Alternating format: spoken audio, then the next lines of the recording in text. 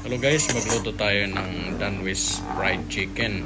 Na-miss ko kasi yung fried chicken ala Max eh. So ibahin naman natin ngayon, gagawin natin siyang luto from air fryer.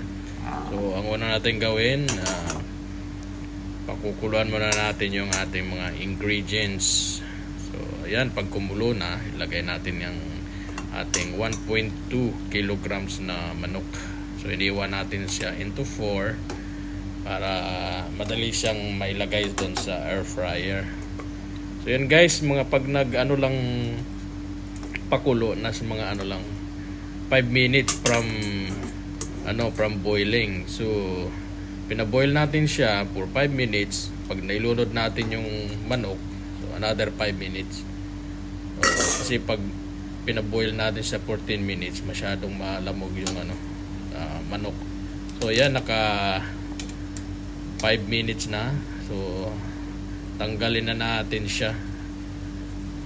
Tapos ilagay natin siya doon sa sa lagayan na may strainer para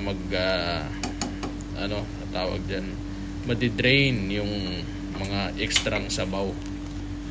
Tapos pag na-drain na siya, ang una natin gawin, let it dry for about mga 10 minutes para medyo cool down. Tapos talagang drain yung sabaw na nasa loob ng manok. Kasi pag lagyan natin ng mga sangkap uli bago natin i-air fry, masyado siyang maraming tubig. So yan natin siya mag-drain for 10 minutes. So yan lang guys, pag sinunod nyo ang mga procedure, maganda ang pagkaluto ng manok. So ito na nga ang ating bago natin siya air fry. Naka-tow na siya for 10 minutes. Lagyan natin siya ng patis. Equal distribution ng patis natin sa 4 na slice ng manok. So after natin malagyan ng patis, anuhan natin siya ng asin. Pero wala lang sa asin kasi medyo pag baka maalat. So gamitin nyo Himalayan salt. Pag wala kayong makitang Himalayan salt, yung iodized. Pero dapat, ang sabi ko nga, dapat alalay lang. Kung hindi, yung rock salt, kung ayaw nyo naman na medyo malalaki yung pwede nyo naman yung rock salt na gilingin. So ayan, na natin siya, na ito uli natin siya ng mga another 5 minutes pa. Lagay natin sa air fryer, iset natin yung air fryer for 20 minutes. So every 10 minutes baliktarin natin. Pero automatic naman yan sa air fryer, tutunog siya pag naka 10 minutes na babaliktarin natin yung manok. So pagkatapos ng 20 minutes, iset uli siya natin ng for 10 minutes. So every 5 minutes baliktarin natin siya.